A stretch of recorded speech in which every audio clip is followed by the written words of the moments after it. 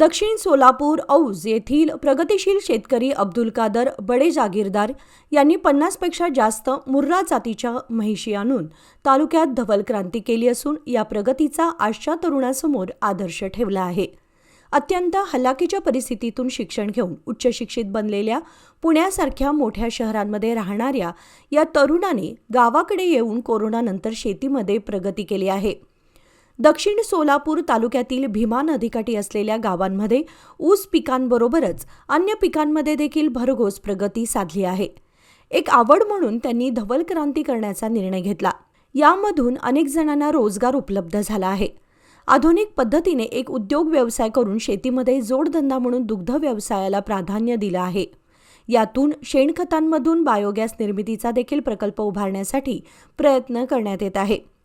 औंज येथील बडे जागीरदार यांनी कुठल्याही प्रकारचा शासकीय अनुदान न घेता स्वतंत्र पाण्याची व चाऱ्याची व्यवस्था असलेले वातानुकूलित असे अत्याधुनिक जनावरांचा गोठा उभारण्यात आला आहे. हा गोठा स्वखर्चाने एक शेतकऱ्यांसमोर व तरुणांसमोर एक आगळा वेगळा आदर्श ठेवला आहे.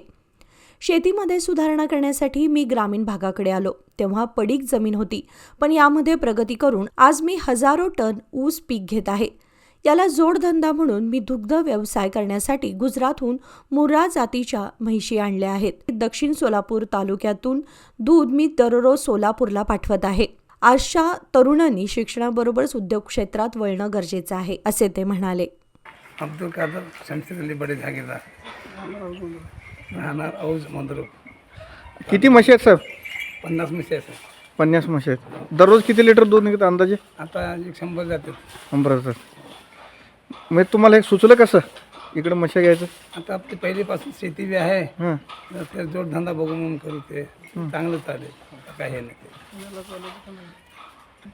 पुण्यामध्ये कॉलेज आहे. आता बरं. शेती आपण पहिल्यापासून शेतीमध्येच असतो.